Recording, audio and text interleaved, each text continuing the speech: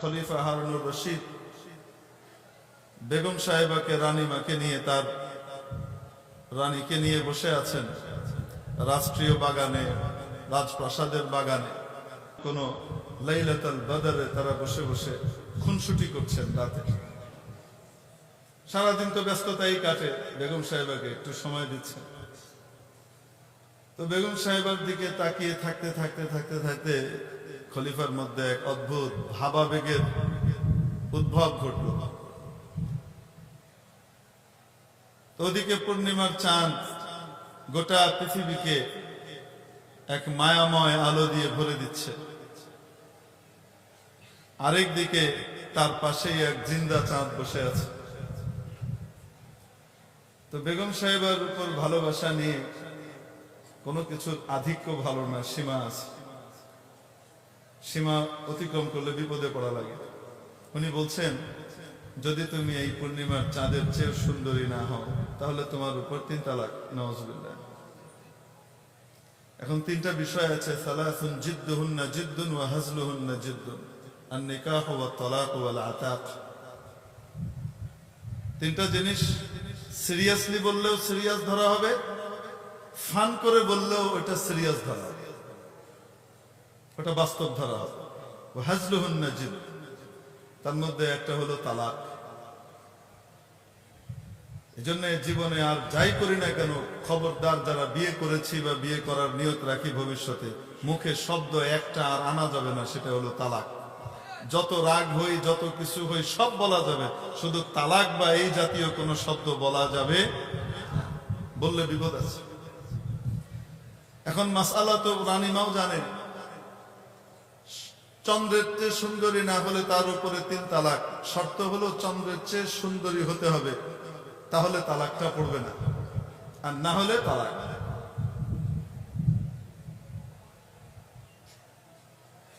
সাথে সাথে ইন্না লিল্লাহ বলে পাশ থেকে সরে গিয়েছে জুবাইদা, আর বলছেন, হারুন তুমি এটা করলাটা কি, তুমি করলাটা কি, তুমি তো সব শেষ করে দিলা।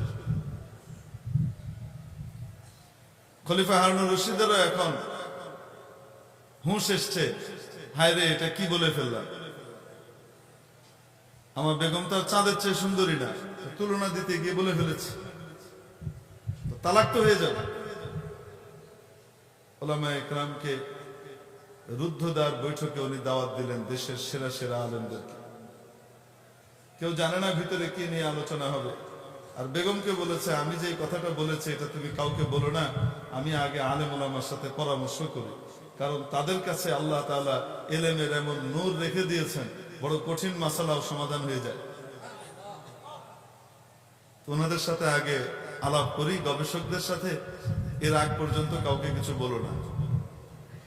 তো বাদশাহ বড় বড় আলেমদেরকে দাওয়াত দিয়ে এনেছেন, দরজা পুরা বন্ধ করে দিয়ে মাসালা রাখলেন।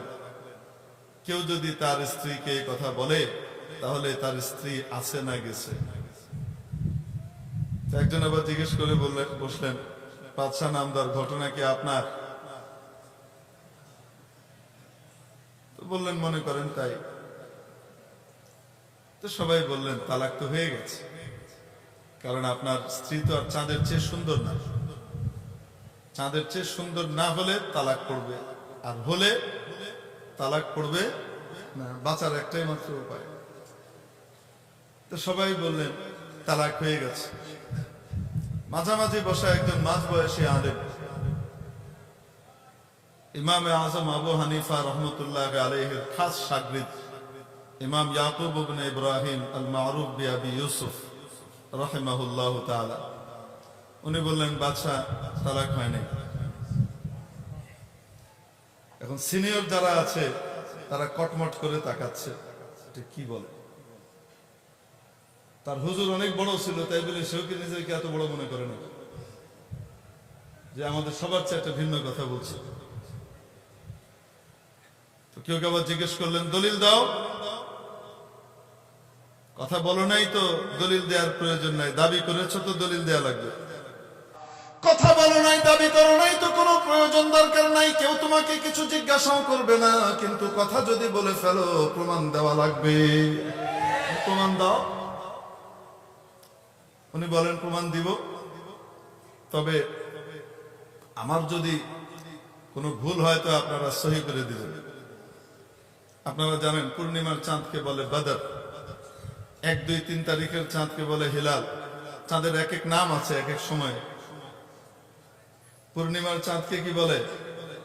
বদর বলে। আর মানুষের আরবি কি? আসতে বলেন কি? উনি বলছেন যে আমি পড়বো, যদি আমার কোনো ভুল হয় তো আপনারা সহি করে দিন, আপনারা মুরব্বীরা আছেন।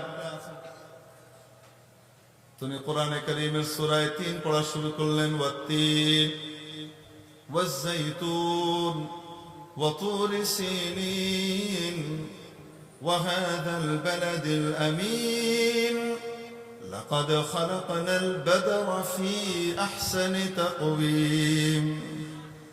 সবাই লোকমা দিছে লাকাদ খালাকনাল ইনসানা। কেউ কেউ আবার রাগ হয়ে গেছে, এই ছোট্ট সূরার আয়াতে ভুল করে আবার দলিল মাসলা দেয়। কিন্তু যারা বুঝার তারা বুঝে গেছে, ঠিক কি ঠিক না? উনি বললেন সকল সৃষ্টির স্রষ্টাকে, উনি জানেন কোনটাকে সবচেয়ে সুন্দর ডিজাইন দিয়ে তৈরি করেছেন। কার ডিজাইন কত সুন্দর এটা স্রষ্টা সবচাইতে ভালো জানে, ঠিক কিনা? সব কিছুর স্রষ্টা, আসমানের স্রষ্টা, সূর্যের স্রষ্টা, জমিনের স্রষ্টা, চাঁদের স্রষ্টা, মানব দানব সকলের স্রষ্টা রব্বুল আলামিন বললেন কতগুলা বিষয়ের কসম খেয়ে তারপর বললেন নিশ্চয় আমি মানুষকে সবচেয়ে সুন্দর অবয়বে তৈরি করেছি, সবচেয়ে সুন্দর স্ট্রাকচার এবং কাঠামো দিয়েছি মানুষকে। আল্লাহ বলেন নাই চাঁদকে। খলিফার বিবি জুবাইদা উনিও একজন মানুষ, মানুষ জাতির সদস্য হওয়ার কারণে উনি অবশ্যই চাঁদের চাইতেও সুন্দর। মাসালা হল হয়ে গেছে। এই মাসালা ইমাম আবু ইউসুফের মাসালা। এই ঘটনা ইমাম আজম আবু হানিফার দিকে অনেকে নিসবত করে দেয়, এটা নয়। ইমাম আবু ইউসুফ রহমতুল্লাহ আলাইহির ঘটনা ইমাম আবু হানিফা রহমতুল্লাহ আলাইহির শাগরিদ কারীম আবু হানিফার ইন্তেকাল হলো 150 হিজরিতে, আর খলিফা হারুনুর রশিদ দুনিয়া আসছে হলো 147 বা 48 হিজরিতে। তো 2 বছর 3 বছর বয়সে বিয়েই করলো, কবে কসমি খাইলো, কবে তালাকের মাসলাই আইলো, কবে বাদশাহ হইলো। সেই সনদে পাওয়া যায় এবং আবু ইউসুফের সাথে এই ঘটনা। তো বলেন তো দেখি, সবচেয়ে সুন্দর অবয়ব কার? সবচেয়ে সুন্দর কাঠামো বানিয়েছেন মাওলা কার?